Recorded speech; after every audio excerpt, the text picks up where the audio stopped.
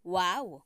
Kim at Paolo updated at palaging nagla-like sa kani-kanilang mga posts.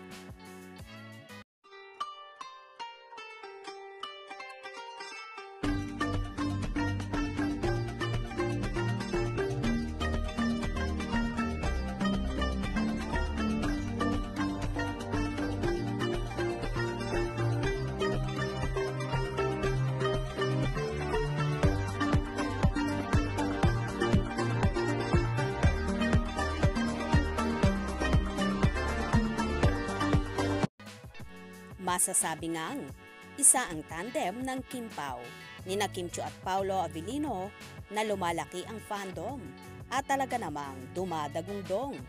Palagi silang trending sa X, dating Twitter account, at panay na panay ang mga posting ng dalawa at in fairness, palagi silang nagla-like at nakafollow sa isa't isa. Hindi na nga matatawaran ang malakas na chemistry ng dalawa na marami ang nagsasabi na pwedeng mauwi sa totohanan ang lahat. Nag-post nga ang View Philippines ng picture ni Kimi sa seryeng What's Wrong with Secretary Kim. At ayon sa View Philippines, "This is so GF coded of her. All eyes on #KimChiu this coming 2024. For #View Original Adaptation, What's Wrong with Secretary Kim." At agad-agad naman itong inilike ni Paolo. Ipinost din ng View Philippines ang larawan naman ng aktor at ayon naman sa View Philippines, "He knows he is serving, so excited to see #Paolo Avellino as Vice Chairman for #View Original Adaptation, What's Wrong with Secretary Kim this coming 2024. At agad-agad din naman itong inilike ng kapartner niyang si Kim Chiu.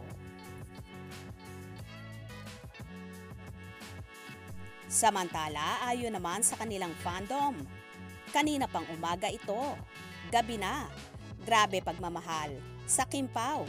Nasa top na siya kung saan trending nga ang #KimPao.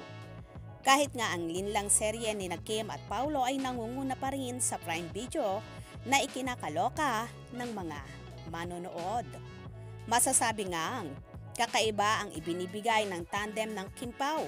Bukod sa nakaka-inlove, abay puro pang-good vibes ang hatid. O diba? Bonggang-bongga.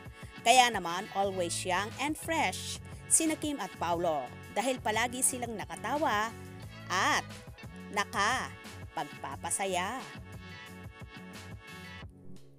How about naman kaya ang kanilang mga puso? Happy rin kaya? I think so. Kasi kitang-kita naman sa mga kilos at galawan nila at talaga namang nag-i-spark ang kanilang mga mata. Kapag nagtititigan, tila ba nakakatunaw? Kayo, ano ba sa palagay nyo?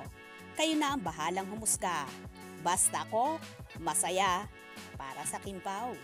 Kaya naman tumutok at huwag na huwag pahuhuli sa mga maiinit na kaganapan. Anong inyong magiging reaction sa video ito? Comment below.